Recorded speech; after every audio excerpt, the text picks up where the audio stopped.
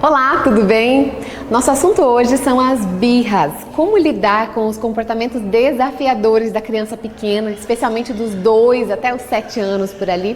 Eu acabei de dar uma palestra que eu vou dividir com vocês agora, aqui no grupo Maternar de Cascavel. Então vocês vão ver que tem umas dezenas de mães com crianças e pais, todos interessados em aprender mais sobre esse assunto.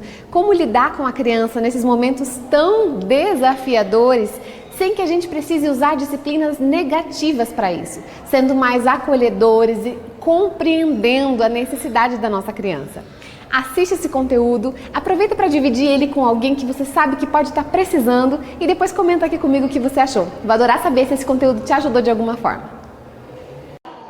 O que são as birras? Não é todo choro de criança que é birra, como nós sabemos. Então, a birra começa mais comumente por volta dos 2 anos. Então, muitas pessoas falam que a birra é como se fosse uma chantagem que a criança está fazendo. Ela está fazendo isso só para ela conseguir o que ela quer. Ela está chorando, ela está se batendo no chão. De repente, você fala um não para a criança e ela pega um objeto e joga em você, ou ela bate em você, ou ela morde um amiguinho, ou ela puxa o cabelo do irmão. Vocês já ouviram falar que nós temos um cérebro primitivo e um cérebro mais intelectualizado? O cérebro mamífero? O que significa isso? Nós, quando nascemos, nós temos um cérebro muito parecido com o dos outros mamíferos, né? Por exemplo, com o dos macaquinhos, com o dos cachorrinhos, dos gatinhos. Nós nascemos com uma parte do cérebro pronta, que é a parte da sobrevivência. Certo? Então, a gente é capaz de sentir dor, de respirar, de piscar, de reagir. Se a gente sentir alguma coisa quente, a gente reage, porque o nosso cérebro primitivo já está pronto para isso. Mas esse cérebro primitivo, ele está preparado só para sobreviver, só para se defender. E ao passar do tempo, com os meses e com os anos, o nosso cérebro mais evoluído, que é o neocórtex, esse cérebro mais evoluído, ele vai crescendo. Por que será que a criança não consegue controlar alguns impulsos quando ela tem poucos anos? Justamente porque ela ainda não tem capacidade neurológica para isso, tá? Então, nós estamos falando aqui de uma criança que ainda não tem um cérebro pronto para tomar decisões, para conseguir entender a consequência do que ela está fazendo. E também não está pronta ainda para ter empatia. Quando nós temos uma criança que está naquele ataque de birra, que está chorando, está se batendo no chão, está jogando objetos, você chega assim e fala para ele: filho, o seu amiguinho só quer o seu brinquedo emprestado 1 minutinho. Deixa ele brincar 1 minuto, né? Ele não está nem entendendo o que você está falando, porque ele está preocupado em se defender da ameaça. Então, o que nós tentamos fazer? A gente tenta falar com um cérebro que está desligado, tá? Porque nós estamos olhando para uma criança, agindo instintivamente, agindo emocionalmente, e a gente está tentando falar com o raciocínio dela. Não vai rolar conversa, né? Não vai ter conexão. Quando a criança está inundada por emoções, para você conseguir a atenção dela, você tem que falar numa linguagem emocional. Como assim? Vou explicar. Então, esse é o primeiro passo. Você se conectar com a criança. A criança tá lá se batendo, por exemplo, com a história da mesinha, né? Da Cecília, né? Ela tá lá se batendo. Se você chega e fala: mas filha, tava aqui, você queria pôr aqui, tá vendo que não cabe? Você tá argumentando. Tipo assim, é japonês pra mim, eu não tô nem entendendo. Agora, se você abaixa, olha nos olhos e fala assim: você tá triste? Você tá sentindo raiva? Porque você queria que a mesinha fosse mais pra lá? Eu entendo você. Quer dizer, você pegou na emoção. A amígdala dela se desarma. Fala: opa, né? Peraí. Ela tá me entendendo. Tô achando que vai ter conversa aqui, entendeu? Ela vai se desarmando. Ela larga as pedras que ela tinha na mão. Agora, se você chega a argumentar e querer provar por A mais B nessa hora, não vai funcionar. Então, a primeira coisa é, se ela tá tomada por emoções, chegue por emoções. Nós precisamos conectar com a criança e tem várias formas de fazer isso. Uma delas é o toque físico. Então imagina que você está lá no meio do corredor do mercado, a criança pegou um pacotinho de alguma coisa e você falou: não, hoje você não vai levar porque você já escolheu outra coisa. Vai, se joga no chão e tal. se você chegar nessa hora e explicar, não vai rolar. O que você vai fazer primeiro? Você vai abaixar, vai olhar nos olhos e vai tentar pelo toque. Tentar segurar nos ombros, pegar na mão, tocar no cabelo, porque o toque vai ter conexão. Ela vai se sentir acolhida, amparada. É a primeira coisa, não vai ficar só por aí, tá? Fique tranquilo. Tem gente preocupada, fala, mas não vou fazer nada? Calma, tô no meio do mercado, calma, vai dar certo. Se a criança não quiser que você abrace, se a criança não quiser que você toque, que você pegue, você pode olhar com empatia, olhar com um olhar carinhoso, amoroso, como quem demonstra, olha, eu tô entendendo que você tá triste. A criança tá frustrada. E quando a gente fala assim, ai, não precisa chorar, por que você tá chorando tanto? É como se você falasse assim, isso aí que você tá sentindo é uma besteira. Como se você estivesse tentando fazer a criança parar de sentir o que ela está sentindo. É impossível.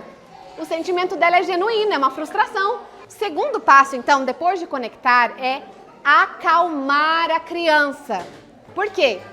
Ela ainda está com aquele sequestro emocional, ela começou a escutar você, aí você vai acalmar primeiro para que ela possa ouvir o que você está falando. A hora que você vai começar a conversar com ela, é só quando você perceber que ela está ouvindo, que ela está te olhando, que ela já parou de se bater, já parou de jogar coisas, já parou de puxar, de bater nos outros. Antes disso, não adianta conversar. Lógico que você não vai esperar até o outro dia, né? Você não precisa esperar até o outro dia. Mas até no outro dia, quem sabe a criança lembre. Mas se você no mesmo dia esperar algum tempo, esperar ela se acalmar, pode ser 1 minuto, pode ser 5 minutos ou pode ser 30 minutos, não tem problema, entende? Então, primeiro você vai conectar com a criança, depois você vai acalmar ela, distrair ela com alguma coisa e depois você vai conversar. Nessa conversa, é importante perguntar para a criança, o que você acha que você poderia ter feito diferente? Porque quando você chega com uma solução pronta, fica difícil para a criança, para ela aceitar aquilo. Fala, filha, o que a gente podia ter feito? Talvez ela fale, podia ter colocado aqui a mesinha. Ou podia ter pegado a outra banana, né? A criança vai trazer a solução. Se ela não trouxer, você apresenta uma solução. Lógico, né? A gente como pais precisa direcionar isso. Mas nessa hora eles estão prontos para acolher. Outra coisa aqui, quando teve um terceiro envolvido, tipo, teve uma pessoa agredida, teve vítimas, vamos falar assim, né? Tipo, teve uma mordida, um puxão de cabelo, alguma coisa assim. É importantíssimo também perguntar, como você acha que o outro se sentiu? Puxa, filho, você viu que o amiguinho ficou chorando? Você viu que o coleguinha que estava lá ficou muito triste porque você pegou o brinquedo dele? Você viu que o seu irmão veio chorando depois aqui? Como você acha que ele se sentiu? Essa semana eu perguntei isso pra Helena, ela falou, ai mamãe, ela ficou triste. Eles percebem isso, eles sentem. Então ela falou, falei, o que você podia ter feito? Eu vou lá conversar com ela então e vou fazer um outro brinquedo, eu vou pedir desculpas, eu vou fazer um desenho. Então a criança tem que pensar, porque isso nós estamos ensinando empatia pra eles. A gente só fala assim, você não pode bater nos outros, você não pode gritar, você não pode jogar coisa no chão. Tá, mas o que eu faço com essa raiva então? Eu engulo ela, né? Ou eu fico quietinho porque senão meu pai e minha mãe vão me bater ou vão me pôr de castigo. Então, existem recursos mais interessantes do que simplesmente calar um choro, né? Por que a gente tem essa pressa de calar choro? Porque a gente fica com vergonha dos outros, porque a gente quer parecer bons pais, né? Quando tem uma criança chorando, a gente fica com medo que as pessoas nos julguem. Não sabe educar o filho, não sabe dar limites para o filho. Agora, se nós lembrarmos que a educação não é só para o curto prazo, a educação não é só para esse momento agora. Será que se eu consigo fazer meu filho ficar quieto nessa hora, eu estou sendo um bom pai, uma boa mãe? Será que se meu filho está lá no mercado e ele pegou um doce e eu falei para ele que não, ele começou a se jogar no chão, eu ameaço ele, se você não parar agora, você vai ficar de castigo, e ele ficou sossegadinho. Será que isso me faz uma boa mãe? A preço de quê? A custo de quê?